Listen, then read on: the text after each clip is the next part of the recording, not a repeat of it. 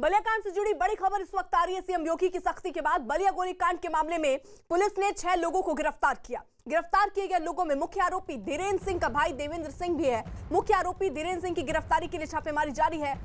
फिलहाल पुलिस गिरफ्तार किए गए 6 लोगों से पूछताछ कर रही है। यूपी के डीजीपी के मुताबिक आरोपी धीरेन्द्र की तलाश में छापेमारी जारी है। और इसके अलावा न्यूज 18 को डीजीपी हितेश चंद्र अवस्थी ने बताया कि मामले को सीएम योगी ने गंभीरता से लेते हुए वारदात के समय मौजूद सभी पुलिस कर्मियों को सस्पेंड कर दिया।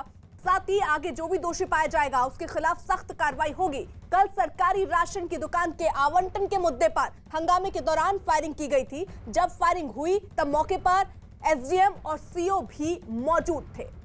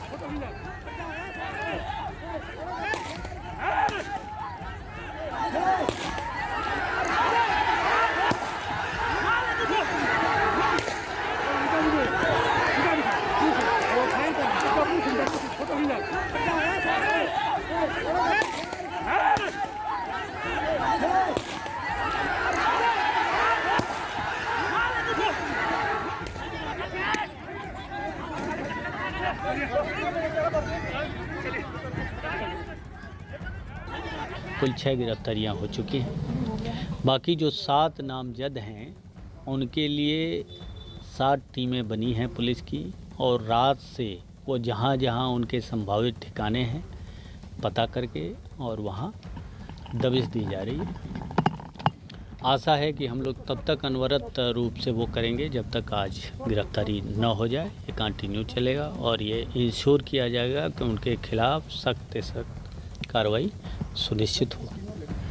अरेस्टिंग हुई है सर, कौन है सर उसके बारे में? ये देवेंद्र कुमार सिंह हैं और ये मुख्य आरोपी के सह अभियुक्त कहे जाएंगे। 8 नामजद जो हैं उसमें, और मुख्य आरोपी के चचेरे भाई हैं, मतलब जो इस घटना में साथ में थे।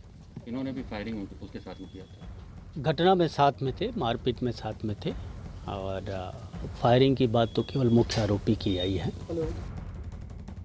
हमारे साथ इस वक्त अजीत सिंह लखनऊ से जुड़ चुके हैं, साथ ही साथ शेष नारायण सिंह वरिष्ठ पत्रकार इस वक्त हमारे साथ हैं। अजीत का जल्दी से रुख। अजीत, अगली गिरफ्तारी जो मुख्य आरोपी है उसकी कब तक प्रशासन की तरफ से कही जा रही कि कब तक गिरफ्तारी मुमकिन है? देखिए, बिल्कुल जो एडीजी वाराणसी, एडीजी जोन, उनसे मेरी बात हो रही थी तो उन्होंने साफ तौर पर कहा कि हमारी टीमें लगातार काम कर रही हैं। हमें कुछ क्लू जरूर मिले हैं धीरेन्द्र की गिरफ्तारी के लिए, और जल्द ही हम धीरेन्द्र सिंह डब्लू की गिरफ्तारी कर लेंगे, क्योंकि वो मुख्य आरोपी और हथियार सहित, यानी जिस असलहे से गोली मारी गई, असलहा लेकर फरार है वो आरोपी। तो निश्चित तौर पर पुलिस के लिए सबसे बड़ी चुनौती यही है कि धीरेन्द्र की गिरफ्तारी की जाए, क्योंकि लगातार सरकार की तरफ से यही कहा जा रहा है कि हम कार्रवाई करेंगे, किसी को बख्शेंगे नहीं, छोड़ेंगे नहीं, लेकिन अभी तक गिरफ्तारी नहीं हुई। सिर्फ 6 लोगों की गिरफ्तारी हुई, जिसमें 5 अज्ञात लोग थे जिनकी पहचान हुई है, और एक नामजद जो सह अभियुक्त थे धीरेन्द्र के भाई देवेंद्र, उनकी गिरफ्तारी हुई है। इन सबसे पूछताछ की जा रही है, और पूछताछ के आधार पर पुलिस की 10 टीमें धीरेन्द्र की गिरफ्तारी का प्रयास करें। उनके मोबाइल फोन्स स्विच ऑफ कर दिए गए हैं, जो जानकारी हमारे पास आई, जिसकी वजह से कॉल डिटेल्स निकाली जा रही है, सर्विलांस लगाएगा, लेकिन मोबाइल बंद होने की वजह से गिरफ्तारी में अड़चने आ रही है। लेकिन पुलिस का दावा है कि देर रात तक धीरेन्द्र की गिरफ्तारी कर ली जाएगी, क्योंकि वही वो शख्स है जिसकी वजह से इतना बड़ा बवाल खड़ा हुआ है। मजिस्ट्रेट और पुलिस के सामने उसने गोली चलाई और विधायक उसको बचाते नजर आ रहे हैं। तो निश्चित तौर पर कार्रवाई पुलिस की तरफ से की जा रही है, और मुख्यमंत्री की तरफ से भी कह दिया गया है ऐसी कार्रवाई करें कि जो नजीर हो। कोई साथी, कोई भी अपराधी किसी पार्टी का नहीं होता, अपराधी अपराधी होता है। तो सरकार का रुख साफ है, लिहाजा प्रशासनिक अधिकारी और पुलिस की टीमें लगातार कार्रवाई कर रही हैं और दबिश दे रही हैं। ठीक है, शेष नारायण जी भी हमारे साथ जुड़े हुए हैं। शेष नारायण जी, एक तरफ तो विधायक देखिए सपोर्ट में दिख रहे हैं, और साथ ही साथ वो कह रहे हैं सीबीसीआईडी जांच करवा लीजिए। नहीं, सीबीसीआईडी का तो मैंने आपको बता ही दिया। सीबीसीआईडी का मतलब यह है कि जांच को ठंडे बस्ते में डालो, अगले 50 साल की, वो तो कोई मतलब नहीं है। इस ये जो घटनाएं तमाम हो रही हैं उत्तर प्रदेश में, इसमें एक बात जो सबसे कॉमन है वो ये है कि मुकामी दबंग जो है, इलाके का जो गुंडा है, वो हर घटना में शामिल होता है और वो जैसा सुरेंद्र सिंह बता रहे हैं, वो पॉलिटिकली उनको सपोर्ट कर रहा होता है। भाई पिछले 5-6 साल में जितने इलेक्शन हो रहे हैं उसमें मोदी जी के नाम पे वोट पड़ता है और उनके नाम पे वो लोग इलेक्शन जीत रहे हैं। गुंडों की मदद से जो इलेक्शन, जातियों का समीकरण हर जगह हमने देखा है, हम लोग हर बार तमाम पंडित गलत साबित हो रहे हैं। तो इन लोगों का अगर ये बहस चला दें, और मैं अजीत से भी चाहूंगा कि आप इससे बात करें कि ये जो विधायक लोग जो गुंडों को प्रश्रय देते हैं अपने अपने क्षेत्रों में, और वहां पे विधायक अफसर होता है, मैंने सुना है कि विधायक लोग इंस्पेक्शन करते हैं। तो भाई आप हैं कौन? आपका काम इंस्पेक्शन करना नहीं है, आपका काम प्रशासन को हुक्म देना नहीं है, आपका काम जनता की समस्याओं को सरकार तक पहुंचाना है। तो ये जो एक जरूरी काम है, और इसका कारण ये है कि दो विधायक अगर साथ छोड़ गए तो सरकार गिर जाया करती थी, वो माहौल खत्म है। अब 2 विधायक जाते थे, बड़े से बड़े गुंडे को वो प्रश्रय देते थे, पुलिस वालों का ट्रांसफर कराते थे, उनको रिश्वत दिलवाने में मदद करते थे। तो सारे कल्चर पे अगर बहस चलेगी तभी बात होगा। दूसरा, पुलिस में लीडरशिप ऐसे लोगों की हो जो कि झुकते ही ना हो, जिनकी स्पाइन जो है, इनकी रीढ़ की हड्डियां औलाद की बनी हो। अगर उस तरह के लोग होंगे, लीडरशिप का सवाल है। आज पिछले 25 साल में, 30 साल में देखा गया है कि पुलिस में ऐसे लोग लीडर की मुद्रा में आते हैं जो कहीं न कहीं किसी न किसी मुख्यमंत्री के क्षेत्र में या कहीं पे उनकी चमचागिरी करते रहे। तो इसलिए ऐसे लोगों को भी आपको कंट्रोल करना पड़ेगा, क्योंकि वारदात के बाद, अब अभी हमारी खबर में आया कि साहब बाराबंकी में जिस तरह उस लड़की के साथ दरिंदगी की गई है, तो जाहिर है कि वो भी मीडिया में खबर बनने जा रही है। तो ऐसी नौबत क्यों आती? हुकूमत को चाहिए, सरकार को चाहिए कि ये सारे मुद्दे को एक तरफ से फिर धीरे बहस लाए और अफसरों की जिम्मेवारी तय करें कि भाई आप जो हैं, अगर आप अपनी जिम्मेवारी में फेल करेंगे तो हम आपको जबरन रिटायर करेंगे, और अगर उनकी नौकरी पे आ गई तो ये सब कुछ नहीं होगा, ये मैं जानता हूँ, और पूरी बहस को सरे नौ से कराओ। ठीक है शेषनारायण जी, रहिए आप हमारे साथ। यूपी के बलिया से इस वक्त बहुत बड़ी खबर आ रही है। खबर ये कि जिले के दुर्जनपुर इलाके में सरकारी कोटे की दुकान को लेकर हुए विवाद में एसडीएम और सीओ के सामने एक शख्स की दिन दहाड़े हत्या कर दी गई, जिसके बाद पुलिस ने सीएम योगी आदित्यनाथ के आदेश पर कड़ी कार्रवाई करते हुए जिले के एसडीएम, सीओ और मौके पर तैनात सभी पुलिसकर्मियों को सस्पेंड कर दिया, जबकि इस मामले में कुल 33 लोगों के खिलाफ मुकदमा दर्ज किया गया। सीएम की सख्ती के बाद पुलिस ने 6 आरोपियों को गिरफ्तार कर लिया और मुख्य आरोपी को भी जल्द गिरफ्तार करने का भरोसा दिया गया। बलिया में सरकारी कोटे पर संग्राम, दिन दहाड़े एक शख्स की हत्या,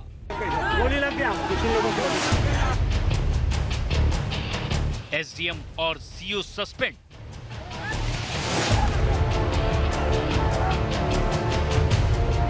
ड्यूटी पर तैनात पुलिस कर्मियों पर भी गिरी गाज।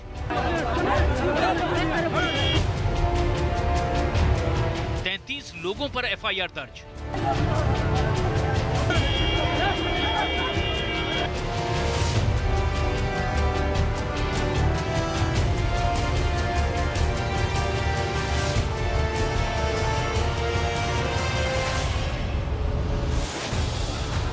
ये तस्वीरें उत्तर प्रदेश के बलिया जिले की हैं, जहां सरकारी कोटे को लेकर ऐसा संग्राम छिड़ा कि देखते ही देखते माहौल जंग के किसी मैदान में तब्दील हो गया।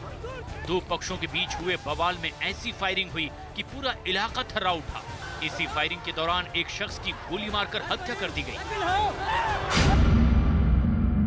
WC दबंग है, उनसे बात विचार हुआ और उसी का नहीं हुआ, उसके चलते लेकर के हमारे पिताजी को निशान साज कर मार दिए गोली। बलिया के दुर्जनपुर में अंजाम दी गई घटना उस वक्त हुई जब गांव में ही सरकारी कोटी के राशन की दुकान का आवंटन किया जा रहा था। चौंकाने वाली बात यह भी है कि ये घटना जिस वक्त हुई उस वक्त पूरा प्रशासनिक अमला भी मौके पर मौजूद था। यानी वारदात को उस वक्त अंजाम दिया गया जब मौके पर एसडीएम सुरेश कुमार पाल और सीओ चंद्रकेश सिंह भी मौजूद थे। कानून व्यवस्था पर सवाल खड़े करने वाली इस खबर ने पूरे प्रशासनिक अमले को हिलाकर रख दिया। जिसके बाद यूपी के सीएम योगी आदित्यनाथ के आदेश पर कड़ी कार्रवाई करते हुए एसडीएम और सीओ समेत ड्यूटी पर तैनात तमाम पुलिसकर्मियों को सस्पेंड कर दिया गया। सीओ मौजूद थे, एसडीएम मौजूद थे। उनके मौजूद होने के बाद भी जो ये कार्रवाई हुई है उसमें भी शासन द्वारा गंभीरता से उक्त प्रकरण लिया गया है और उक्त प्रकरण में भी कार्रवाई शासन स्तर पर की जा रही है। थाना स्तर पर भी पुलिस अधीक्षक को मेरे द्वारा निर्देशित किया गया है कि यहाँ पर मौजूद सभी लोग जो घटना के समय मौजूद थे निश्चित रूप से वो भी लापरवाही के दोषी माने जाएंगे। बताया जा रहा है कि रेवती थाना क्षेत्र के दुर्जनपुर इलाके में सरकारी कोटे की राशन की दुकानों का आवंटन चल रहा था, लेकिन राशन की दुकान के आवंटन के दौरान ही दो पक्षों में विवाद हो गया। जिस वक्त ये विवाद हुआ उस वक्त बलिया के एसडीएम और बैरिया विधानसभा के सीओ भी मौजूद थे। प्रशासन की मौजूदगी के बीच ही फायरिंग हुई। इस फायरिंग के दौरान एक आदमी की गोली लगने से मौत हो गई। आरोप है कि जिस धीरेन्द्र सिंह नाम के शख्स ने इस वारदात को अंजाम दिया वो बीजेपी विधायक सुरेंद्र सिंह का करीबी है। इस बीच बड़ी खबर ये भी आ रही है कि इस मामले का मुख्य आरोपी धीरेन्द्र सिंह वारदात को अंजाम देने के बाद पुलिस के हत्थे भी चढ़ा था, लेकिन पुलिस को चकमा देकर वो मौके से फरार हो गया। धीरेन्द्र प्रताप सिंह के पूरे पार्टी जनबा ईंट पत्थर सब चलाए और जनबा गोलियां चलाने लगे। करीब 15-20 फायर हुआ है। तो उसमें एक बाहरी बदमाश है, हम लोग उनको पहचानते नहीं हैं, और एक अजय सिंह भी फायर कर रहे थे और धीरेन्द्र प्रताप हमारे भाई को गोली मार दी है। आर्मी से रिटायरमेंट आए हैं जनाब, 6-7 साल हो गया। किसी के साथ भी रहते हैं? और सुरेंद्र सिंह विधायक के साथ में रहते हैं, उनका ही आदमी है। उनके पूरा जो है मन बढ़ाते हैं जनाब वो सुरेंद्र सिंह। हालांकि जब न्यूज़ 18 इंडिया ने खुद इस मामले में विधायक सुरेंद्र सिंह से बात की तो उन्होंने भी आरोपी के साथ अपनी नजदीकियों को कबूल किया, लेकिन वारदात को लेकर वो लीपापोती करते नजर आए। और धीरेन्द्र प्रताप सिंह जी हमारे चुनाव में, लोकसभा के भी चुनाव में एक सहयोगी कार्यकर्ता के रूप में हमारा सहयोग, भारतीय जनता पार्टी का सहयोग किए हैं। तो मैं कैसे कह सकता हूं कि मेरा सहयोगी नहीं है? बिल्कुल ही इसको मैं बिल्कुल मैं झूठ नहीं बोलता। हकीकत है कि हम बीजेपी का वो सहयोगी था, लेकिन चूंकि गलत गोलीकांड जो है दुर्भाग्यपूर्ण है, इसको हम लोग अच्छा नहीं मानते। रही बात यह कि वो भाजपा के सहयोग में रहता था, लोकसभा चुनाव में भी और विधानसभा चुनाव में भी। कोई भी ऐसा चुनाव नहीं रहा जिस समय बीजेपी का सहयोग परिवार ने किया। रही बात है कि राजनीति अलग चीज़ है। बैरिया विधानसभा क्षेत्र का तो हमारा सब सहयोगी है। तो सहयोगी होने का मतलब थोड़ी ना है कि कोई जो है कोई ये करेगा। इस वारदात में जिस धीरेन्द्र सिंह का नाम सामने आ रहा है उस पर पहले भी अधिकारियों के साथ बदसलूकी करने के आरोप लगे। बताया जाता है कि आरोपी धीरेन्द्र सिंह आर्मी से रिटायर है। फिलहाल इस सनसनीखेज मामले में पुलिस ने अब कड़ी कार्रवाई करनी शुरू कर दी। यानी अजीत, देखिए विधायक साहब तो खुलकर इसका समर्थन कर रहे हैं और कह रहे हैं कि जो हुआ है वो सही नहीं है, लेकिन हम इस बात से इनकार नहीं कर रहे कि वो सहयोगी नहीं था। देखिए, बिल्कुल जिस तरह से बलिया विधायक का स्टेटमेंट है वो कई सारे सवाल खड़े कर देता है और ऐसे ही विधायकों की करतूत की वजह से पार्टी और सरकार की छवि भी धूमल होती है। इसीलिए इसके पहले भी सीएम ने कहा था, वो चाहे पार्टी का आदमी हो, दल का आदमी हो, सरकार का आदमी हो या कोई हो, बड़े से बड़ा रसूखदार आदमी अगर वो अपराध करता है तो उसके खिलाफ कार्रवाई होगी। और इसके पहले कुलदीप सिंह सेंगर सबसे बड़ा उदाहरण है, जो बीजेपी के विधायक थे, जब मामला फंसा तो वो आज भी जेल में हैं। तो निश्चित तौर पर सरकार और मुख्यमंत्री का रुख बिल्कुल स्पष्ट है, लेकिन ऐसे विधायक जो क्षेत्र में रहते हैं ऐसे गुंडों को पैदा करते हैं और उनको संरक्षण देते हैं और फिर वो अपराध करते हैं, कानून को हाथ में लेते हैं, जिसका जवाब सरकार और पार्टी को देना पड़ता है। तो अब एक सवाल खड़ा होता है कि आखिर विधायक क्यों धीरेन्द्र सिंह को बचा रहे हैं, क्यों ये कह रहे हैं कि वो बीजेपी का कार्यकर्ता है, उसने गोली चलाई, ठीक किया, आत्मरक्षा में चलाई, नहीं चलाता तो और लोग मर जाते। वहां जब पुलिस प्रशासन के लोग थे, अफसरान थे, तो वो तय करते, वो मामले को सुलझाते, ना कि धीरेन्द्र सिंह डब्लू सुलझाते। उनकी जो करतूत है इस बात से पता चलता है कि वो किस प्रकार के व्यक्तित्व है उनका, किस तरह से उनकी दबंगई है, जो गांव के लोग सीधे तौर पर कह रहे हैं कि वो आर्मी के रिटायरमेंट है और इसी तरह विधायक के संरक्षण की वजह से वो आए दिन गांव के लोगों को परेशान करते रहे। अभी भी उनकी गिरफ्तारी नहीं हो पाई और विधायक तब से 3 बार बयान अपना बदल चुके हैं। पहले उन्होंने परिवार को बचाने की कोशिश की, फिर कहा आत्मरक्षा में गोली चलाई गई। अब वो सीबीसीआईडी जांच की बात कर रहे हैं, यानी मामले को आगे बढ़ाने की बात कर रहे हैं। लेकिन सरकार की तरफ से साफ कर दिया गया है कि कार्रवाई होगी, ऐसी कार्रवाई होगी जो नजीर बनेगी और किसी को छोड़ा नहीं जाएगा। कोई भी अपराधी होता, वो किसी दल या पार्टी या किसी व्यक्ति का दोस्त नहीं होता। बिल्कुल, लेकिन शेषनारायण जी, ये अलग देखने को मिल रहा है क्योंकि ज्यादातर ऐसे कोई मामले सामने आते हैं तो चाहे विधायक हो चाहे कोई बड़ा नेता हो, हर कोई अपना पल्ला झाड़ लेता है और कहता है कि भाई अगर दोषी है तो उस पर कार्रवाई होना चाहिए। लेकिन यहाँ पर ये विधायक जो है वो कुछ अलग ही कह रहे हैं। वो कह रहे हैं भाई सीबीसीआईडी जांच करा लीजिए, वो आत्मरक्षा के लिए गोली उन्होंने चलाई। नहीं तो वो विधायक जो है वो इसीलिए तो है।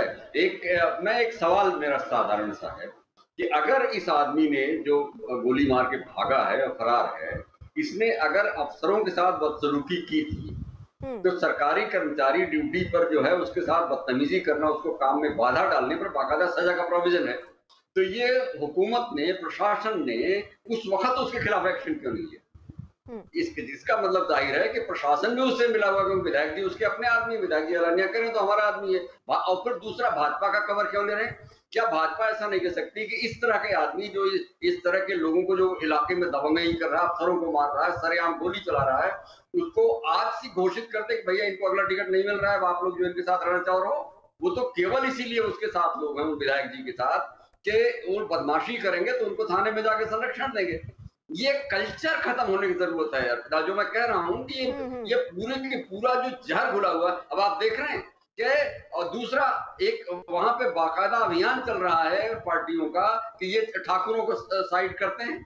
और अब हमें तो समझ में नहीं आ रहा कि एक ठाकुर गुंडा, और अभी उसने बयान में कहा, और हमारे अजीत भी कह रहे हैं कि पुलिस के हत्थे चढ़ा फिर भी निकल गया वो। तो पुलिस के हत्थे चढ़ा यानी पुलिस ने उसको भगाने में योगदान किया। तो भाई तुम अगर इस तरह की पुलिसिंग करोगे तो कोई भी गुंडा ये मान के चलेगा कि साहब हम तो पुलिस को ठीक कर लेंगे, तो इस तरह की वारदात करता रहेगा।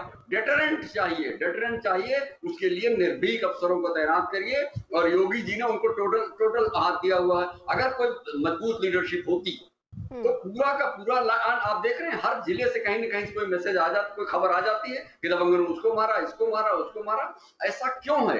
इसके लिए इनको एमएलए को एड्रेस करना चाहिए कि भाई लोग, आप लोग बदमाशों को एड्रेस। अब देखो एक बात सही है कि इलेक्शन इन एमएलए के गुंडों के, इनकी जाति की वजह से नहीं हो रहा है। अब सीधा मोदी जी के नाम पे इलेक्शन होता है और जोगी के नाम पे अब इलेक्शन होगा, क्योंकि अगर वो काम ठीक से कर रहे हैं तो अगले साल चुनाव 1.25 साल बाद जो है, तो उनको इन्हीं लोगों को पहले दुरुस्त करें। कि तुम गुंडों को संरक्षण दोगे तो आज ही हम घोषित कर रहे हैं कि तुम्हारा टिकट कट रहा है। और उसके बाद देखिए कई गुंडे इनके साथ रहते हैं। गुंडा इनके साथ इसलिए रहता है कि वो इनको हुकूमत में जाके प्रशासन करते हैं, और प्रशासन ऊपर से नीचे तक एकदम लुंज पुंज लोगों के हाथ में है। और उसका कारण मैंने आपको बताया कि 30 साल तक चापलूसी करके, तिकड़म करके ये सब होता रहा है। और ये महाराज आए हैं, ये कहते रहे कि, और इनके ऊपर आरोप तो था कि ठाकुरों को साइड लेते हैं, तो सेंगर जो है उन्नाव वाला, वो तो जेल की रोटी सेक रहा है। तो इस तरह से इन सब आरोपों से इनको बाहर आना होगा, और इनको, इन सारे एमएलए को सबसे पहले उनको दुरुस्त करना पड़ेगा कि महाराज गुंडों को प्रशासन मत दो, और पुलिस को मजबूत करें कि अगर तुम बताइए कि वो पुलिस वहां पे क्यों नहीं उन्होंने कार्रवाई की। अगर उसके धीरेन्द्र सिंह के घर वालों को, जैसा सुरेंद्र सिंह बता रहे हैं कि लाठी डंडों से लोग मार रहे थे, पुलिस को करना चाहिए था कि नहीं करना चाहिए था? तो जाहिर है कि या तो झूठ बोल रहे हैं वो, या तो पुलिस अपनी ड्यूटी में डिरेक्शन और ड्यूटी है। ये सारे सवाल होराइजन में हैं और इन पर बहस होनी चाहिए। और हुकूमत अपनी लाज, तेरी रहबरी का सवाल है कि आप एकदम पोजीशन लीजिए। जब आप नहीं इन्वॉल्व है, आप पैसे नहीं लेते, आप बेईमान नहीं है, तो इन बेईमानों का संरक्षण क्यों दे रहे हैं आप? बिल्कुल। एक शेषनारायण जी आप रहिए हमारे साथ, अजीत भी हमारे साथ हैं। जरा उस दिन हुआ क्या था वो एक बार आपको दिखा देते हैं कि किस तरीके से कौन कौन वहां पर मौजूद था। हवा में फायरिंग होती है, गांव के लोग होते हैं। जरा देखिए ये तस्वीरें।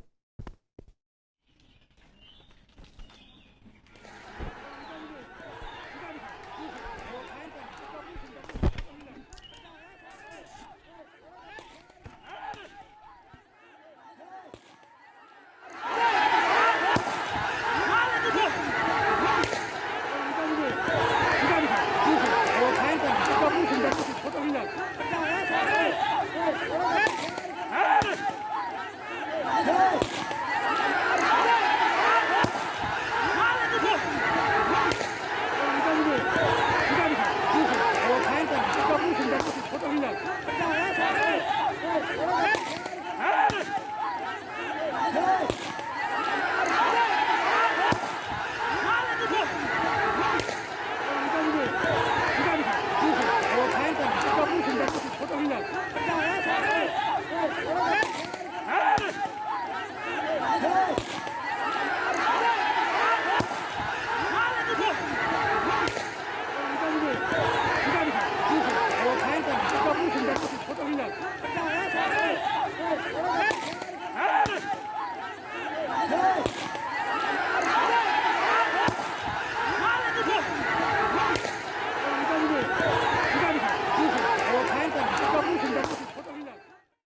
इसी बीच बड़ी खबर आ रही है बलिया कांड से जुड़ी हुई। बलिया गोलीकांड में बीजेपी के विधायक सुरेंद्र सिंह ने पूरे मामले की सीबीसीआईडी जांच की मांग की है। सुरेंद्र सिंह के मुताबिक मामले की निष्पक्षता से जांच जरूरी है।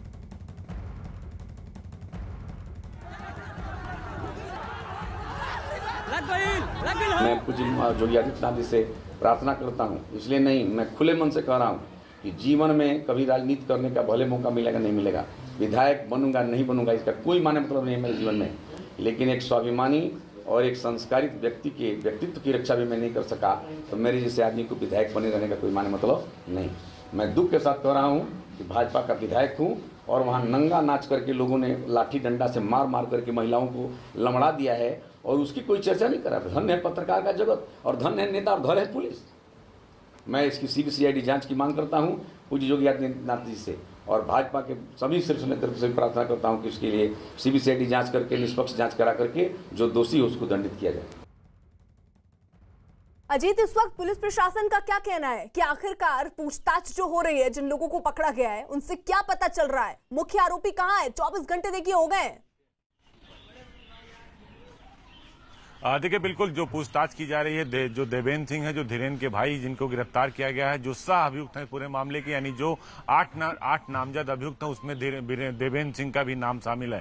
तो लिहाजा इनके फोन्स कॉल की उस बीच जब घटना हुई तब से अब तक क्या धीरेन्द्र सिंह ने देवेंद्र सिंह से बातचीत की थी कि नहीं की थी, इन सब बिंदुओं पर पुलिस जांच कर रही है। इसके अलावा जो 5 अन्य लोग गिरफ्तार किए गए हैं जो अज्ञात में थे, अब उनकी शिनाख्त हो चुकी है, उनकी भी अरेस्टिंग हो गई है। उनसे भी इसी बात की पूछताछ की जा रही है कि उस समय कौन कौन से लोग थे, क्योंकि 25 लोग अज्ञात शामिल थे जिनके खिलाफ एफआईआर, यानी 20 अज्ञात लोगों की पहचान अभी होनी बाकी है, उनकी पहचान कराई जा रही है। इसके साथ ही देवेंद्र सिंह से उनके भाई धीरेन्द्र सिंह डब्लू और अजय सिंह जो नामजद अभियुक्त हैं उनकी पूछताछ की जा रही है कि आखिर वो कहां गए होंगे, उनके संभावित ठिकाने कहां हैं, किन किन लोगों से वो संपर्क में है, किनसे बात की गई। पुलिस कॉल डिटेल भी निकाल रही, सर्विलांस के जरिए भी ट्रेस करने की कोशिश की रही, क्योंकि वो आरोपी धीरेन्द्र सिंह जिसने खुलेआम गोली चलाई, युवक की गोली मारकर हत्या कर दी, एक व्यक्ति की गोली मारकर हत्या कर दी, उस वक्त यह हत्या को अंजाम दिया गया जब एसडीएम मौजूद थे, सीओ मौजूद थे, दर्जन भर पुलिस फोर्स मौजूद थी। सभी लोगों को सस्पेंड कर दिया गया सरकार के निर्देश पर, सीएम के निर्देश पर, लेकिन अभी भी आरोपी फरार है।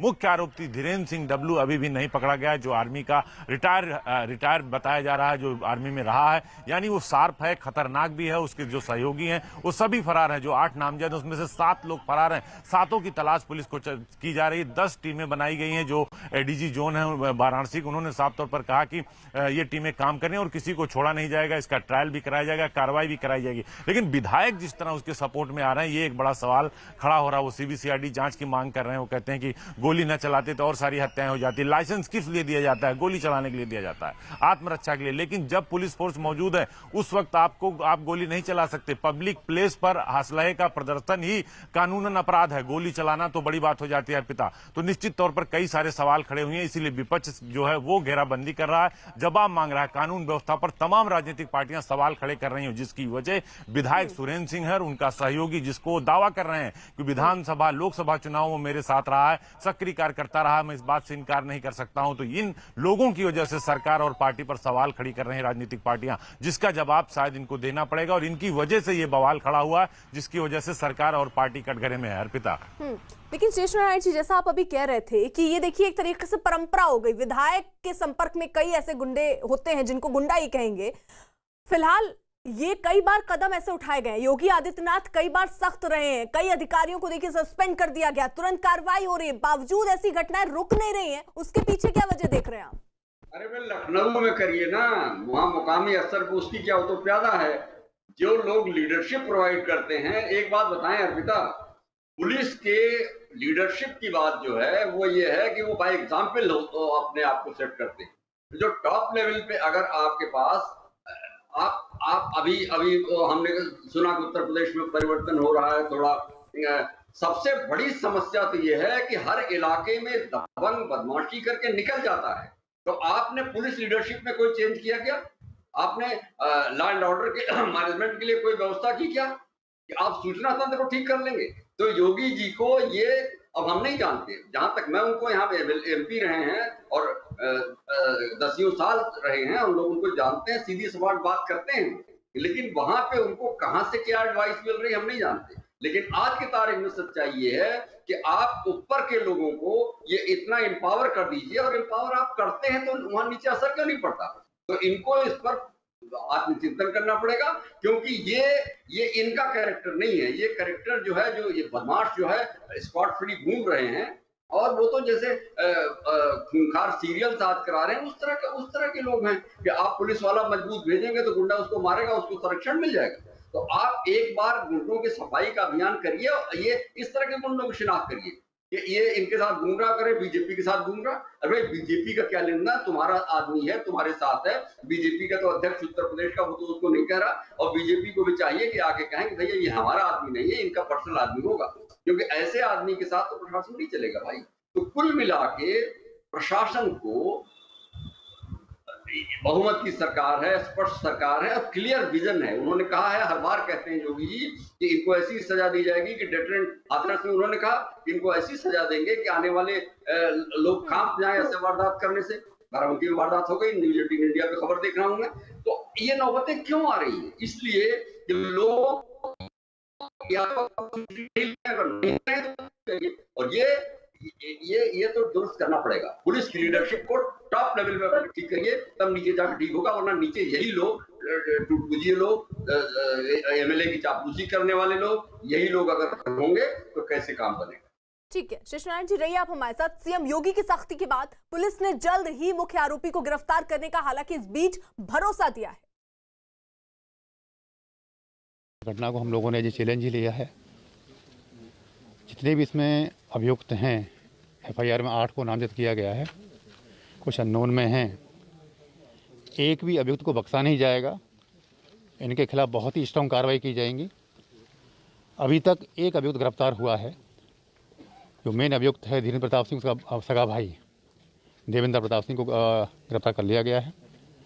बाकी अभियुक्तों की गिरफ्तारी के लिए हमारी काफ़ी टीमें गई हुई हैं, और मुझे उम्मीद है कि बहुत जल्दी परिणाम सामने निकल के आएंगे। जो भी यहाँ कल पुलिसकर्मी तैनात थे, उन सबको सस्पेंड कर दिया गया है।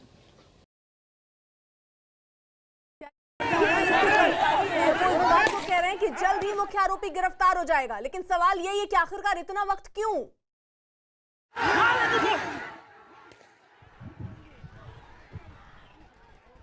अजीत, देखिए बिल्कुल आपका सवाल लाजमी है कि आखिर इतना वक्त क्यों? पुलिस की 10 टीमें काम कर रही हैं और एक व्यक्ति धीरेन्द्र सिंह डब्लू को अरेस्ट नहीं कर पा रही हैं। पुलिस ये कह रही है कि हमने, हमारा चैलेंज है, हमने इसको चैलेंज के तौर पर लिया है, जल्द ही गिरफ्तारी करेंगे। लेकिन अभी भी धीरेन्द्र सिंह डब्लू 24 घंटे से अधिक का वक्त हो चुका है, यानी 26 से 27 घंटे बीत चुके हैं, आप उसकी गिरफ्तारी नहीं कर पाए हैं। एक व्यक्ति की मौत हो गई, उसका अंतिम संस्कार भी हो गया। उसके परिवारों का सीधे तौर पर आरोप है कि ये विधायक की वजह से मनबढ़ई करता था और इसके गाँव के लोगों को प्रताड़ित करता था। और यह भी आरोप है कि पुलिस ने उसे पकड़ा और फिर छोड़ दिया, यानी पुलिस उसके साथ मिली हुई थी। उस वक्त अगर पुलिस चाहती तो उसे गिरफ्तार कर लेती, वहां से वो भाग नहीं पाता किसी भी कीमत पर, लेकिन वो वहां से भाग गया। तस्वीरों में साफ तौर पर दिख रहा था कि कई सारे 4 से 6 पुलिसकर्मी उसे रोकने की कोशिश कर रहे थे। उसी वक्त उसकी गिरफ्तारी हो जानी चाहिए थी, लेकिन ऐसा नहीं हुआ, जिसकी वजह से ये बवाल और बखेड़ा खड़ा हो गया। लेकिन अभी तक 24 घंटे से अधिक बीत चुका है। अर्पिता, अभी भी धीरेन्द्र सिंह डब्लू, उसके 7 सहयोगी जो नामजद हैं, एक उसके भाई देवेंद्र सिंह को छोड़कर 7 आरोपी जो नामजद हैं वो फरार हैं। मुख्य आरोपी भी फरार है। पुलिस की 10 टीमें अभी उस तक नहीं पहुंच पाई हैं, जो कई सारे सवाल खड़े करते हैं। उसका जवाब पुलिस को देना होगा, क्योंकि जो आसपास के लोग हैं, जो गांव हैं, वहां काफी आक्रोश व्याप्त है। भारी पुलिस फोर्स तैनात है, अधिकारी वहां कैंप्स कर रहे हैं, डीआईजी, कमिश्नर, एडीजी जोन वहां पर कैंप्स कर रहे हैं, डीजीपी, एसीएसओ हर घंटे रिपोर्ट ले रहे हैं। लेकिन अभी भी धीरेन्द्र सिंह डब्लू की गिरफ्तारी ना होना एक बड़ा प्रश्न चिन्ह खड़ा करती है उत्तर प्रदेश की पुलिस पर। ठीक है, अजीत रहिए आप हमारे साथ। बलिया हत्याकांड से जुड़ा हर अपडेट, हर खबर देखिए news18india.com पर। बलिया हत्याकांड से जुड़ा हर अपडेट आप देख सकते हैं यहाँ पर। और इस बीच बड़ी खबर आ रही है बाराबंकी से। बाराबंकी में 15 साल की नाबालिग लड़की के साथ दरिंदगी के आरोप में पुलिस ने एक आरोपी को गिरफ्तार किया। बाराबंकी में नाबालिग लड़की की रेप के बाद हत्या कर दी गई थी। पोस्टमार्टम रिपोर्ट में नाबालिग के रेप की पुष्टि हुई थी, जिसके बाद पुलिस ने पोस्टमार्टम रिपोर्ट आने के बाद रेप की धाराएं बढ़ा दी थी। अजीत हमारे साथ लगातार बने हुए हैं। अजीत, इस पूरे अब जो ये घटना सामने आई है, पुलिस किस तरीके से अब आगे जांच के दायरे को बढ़ा रही है? देखिए, बिल्कुल बाराबंकी के केस में जो आरोपी था दिनेश गौतम, उसकी गिरफ्तारी कर ली गई है और साफ तौर पर बाराबंकी पुलिस ने इस बात का दावा भी किया है कि गिरफ्तार अभियुक्त दिनेश ने साफ तौर पर अपनी घटना में शामिल होने की बात को कबूल लिया है। पीड़िता का जो पिता है वो इसी दिनेश गौतम पर वो आरोप लगा रहे थे कि इससे विवाद था कुछ दिन पहले और ये घटना में शामिल हो सकता है। तो अभी और लोगों की तलाश भी इसकी पूछताछ के आधार पर जारी है, लेकिन जो मुख्य आरोपी था दिनेश गौतम, उसे गिरफ्तार कर लिया गया क्योंकि जिस तरह पोस्टमार्टम रिपोर्ट का खुलासा हुआ वो काफी चौंकाने वाला था। अर्पिता, उसमें कई सारी ऐसी बातें निकलकर सामने आई जो लोकल पुलिस पर सवाल खड़े करती है। सीधे पोस्टमार्टम रिपोर्ट में रेप की पुष्टि हुई, साथ ही शरीर पर कई जगह चोट के निशान की भी बात आई। तो निश्चित तौर पर अब जो 376 यानी रेप की धारा थी वो बढ़ा दी गई है और एक आरोपी दिनेश गौतम को बाराबंकी पुलिस ने गिरफ्तार कर लिया। बाकायदा उनकी तरफ से प्रेस नोट भी जारी किया गया जिसमें इस बात का दावा किया गया कि बहुत सारी घटनाएं जो हुई थी, जो घटना वारदात हुई थी, उसकी बात को उसने कबूला है। जो आरोपी को पकड़ा गया और कई सारे खुलासे और तथ्य उनको इस पूरे मसले पर सामने आए। लेकिन देखना यह है कि अभी इसके कौन कौन से सहयोगी थे इस घटना में शामिल, इसके साथ कौन कौन से लोग थे, उनकी गिरफ्तारी अभी बाकी है। अर्पिता जी, बाराबंकी कांड से जुड़ा हर अपडेट, हर खबर देखिए news18india.com पर।